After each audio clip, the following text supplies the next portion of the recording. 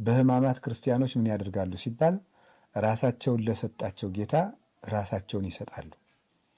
በዓይናቸው በጎ ነገር ብቻ ከመመልከት ውጭ ለስጋ የሚሆን ነገርን ባለማየት፣ በጆሮ ለስጋ የሚሆን ነገር ባለመስማት፣ እግር ወደ ስጋዊ ነገር ባለመሄድ፣ አንደበት ስጋዊ ነገር ባለመናገር፣ ለሰውነታችን የሚገባውን ስጋዊ ጌጥ ከመጠን በላይ መታጠብ፣ ሰውነትን መንከባከብ፣ በምቾት ስፍራ ላይ መኖር፣ ለሰውነት ምግብ አጣፍጦ ማቅረብ፣ ዋዛ ፈዛዛ፣ ጨዋታ፣ እንዲህ ያሉ ነገሮችን ሁሉ ትተን ራሱን ለሕማም ለሞት ለእኛ ብሎ አሳልፎ ለሰጠ ጌታ ራሳችን መስጠትን የምናደርግበት የምናሳይበት የስጦታ ሳምንት ነው። የምንሰግድበት የምንጸልይበት ምዕመናን በቤተክርስቲያን ተገኝተው ቀኑን ሙሉ ሲሰግዱ የሚውሉት በእኛ ስግደት ኃጢአታችን ይደመሰስልናል ብለን አይደለም፣ የእኛ ስራ ያጸድቅናል ብለን አይደለም። የምናደርገው ራሳችን ለመስጠት ለእኔ ብለህ ወደቅህ ሆይ እኔ ትቢያ ልሁንልህ፣ ለእኔ ብለህ ተደፋህ ሆይ እኔ ልደፋልህ፣ ለእኔ ብለህ ተገረፍክ ሆይ እኔ ልገረፍልህ ብለን ራሳችን ለጌታ ፍቅር የምናሳይበት ሳምንት። ሁልጊዜም እናሳያለን፣ ግን ዕለቱን ለማሳመን ነው እንጂ ክርስቲያን ኑሮው ሁሉ በክርስቶስ ፍቅር የታሰረ ነው እንጂ ዓመቱን ሙሉ ክርስቶስን ትተን በሳምንቱ የክርስቶስ የምንሆን አይደለንም። ይበልጥ ደግሞ በዓል ወስነን የምናሳይበት የምንገልጥበት ያቺ ቀን የማትረሳ መሆኗን የምናሳይበት ጊዜ ነው ማለት ነው። በዚህ ሳምንት ባልና ሚስት አብረው አይተኙም።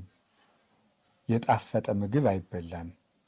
ቢቻል የጨው ቂጣ፣ ባይቻልም ሰው ሁሉ እንዳቅሙ ጥሩ ውሃ ብቻ በመጠጣት ወይን የሚያሰክር መጠጥ፣ ጣፋጭ መጠጥ ባለመጠጣት፣ ምቹ ቦታ ላይ ባለመተኛት፣ ስጋዊ ጨዋታዎችን፣ ቀልዶችን ሁሉ በማስወገድ ዘፈን፣ ጨዋታ፣ ድልቂያ፣ ተድላ ደስታ።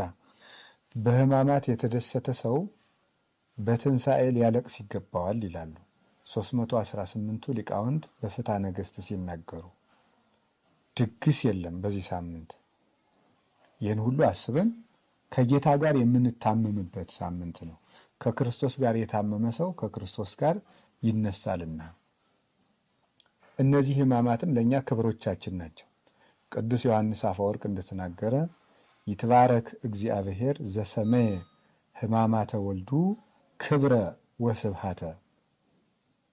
የልጁን ሕመም ለእኛ ክብር ያደረገ እግዚአብሔር ይመስገን ይላል። የልጁን ሕማም መከራ ለእኛ ክብር ያደረገ እግዚአብሔር ይመስገን። እነዚህ ሕማማት ለእኛ ፈውስና መድኃኒት ናቸው። ወተወክፈ ሕማማተ እንተምሉ መድኃኒተ። ቴዎዶሲዎስ የሚባል ሊቅ ሲናገር በሃይማኖተ አበው ድህነትን የተመላ ሕማምን ተቀበለ ይላል። ድህነትን የተመላ ሕማምን ተቀበለ። በተቀበላቸው ሕማማት ውስጥ ድህነት አለ፣ የሰው ልጅ መዳን አለ። ሲታሰር ከታሰርንበት ቁራኝነት እርግማን ፈቶናል፣ ቤዛ ሁኖናል። ሲከሰስ 5500 ዘመን የነበረብንን የዕዳ ደብዳቤ እና ክስ ደምስሶልናል። ወደምሰሰ መጽሐፈ ዕዳነ፣ የዕዳ መጽሐፋችንን ደመሰሰ ብሎ ቅዱስ ጳውሎስ በቆላሲስ መልእክቱ እንደተናገረ ደብዳቤያችንን አጥፍቷል።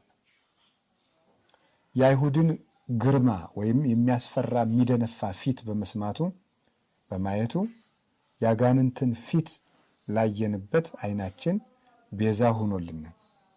የአይሁድን ይሰቀል ይሰቀል የሚል ድምፅ ስለሰማው ጆሮ ያጋንንትን ማስፈራራት የሰማንበትን ያንን ድምፅ ቤዛ ሆኖልናል። እሱ ስለተገረፈ በሕማም 5500 ዘመን በሞት የተገረፍነውን ግርፋታችንን አርቋል።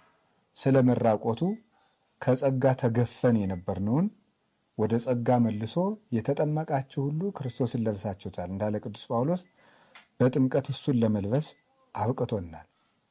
በመራቡ ምክንያት ቅዱስ ሥጋውን ክቡር ደሙን አጥግቦናል። ተጠምቶ ሐሞት እንደጠጣ ለእኛ መራራ ሞትን አርቆልናል። ስለተቸነከረ ተቸንክረንበት የነበረውን የሞትን ችንካር የሞትን መውጊያ ሰብሮልናል። ሞት ሆይ መውጊያ ወዴት አለ ያለው ቅዱስ ጳውሎስ ስለዚህ ነው። የእሾህ አክሊል በመድፋቱ አዳም ሆይ መሬት ካንተ የተነሳ የተረገመች ትሁን፣ እሾህና አሜከላ ይብቀልብህ ተብሎ ተረግሞ ነበረ። መሬት የተባለ ሰውነታችን ነው። እሾህ የተባለ በእኛ ላይ የሰለጠነብን ኃጢአት ነው።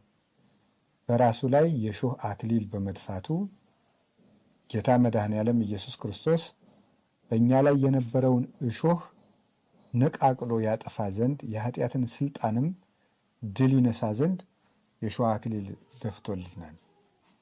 በመሰቀሉ ሞትን ሰቅሎታል፣ ቸንክሮታል፣ ድል ነስቶታል፣ ጥልን አጥፍቷል። በምድርና በሰማያት በአባቱና በእኛ በራሱ በእኛ በመንፈስ ቅዱስና በእኛ በሰውና በመላእክት የነበረውን በሕዝብና በአሕዛብ የነበረውን የጥል ግድግዳ አፍርሶ እርቅን ሰጥቷል። ውእቱ ሰላምነ ወነሰተ አረፍተ ማእከል። እሱ በመካከላችን የነበረውን የጥል ግድግዳ አፍርሷል፣ ሰላማችን ነውና ይላል ቅዱስ ጳውሎስ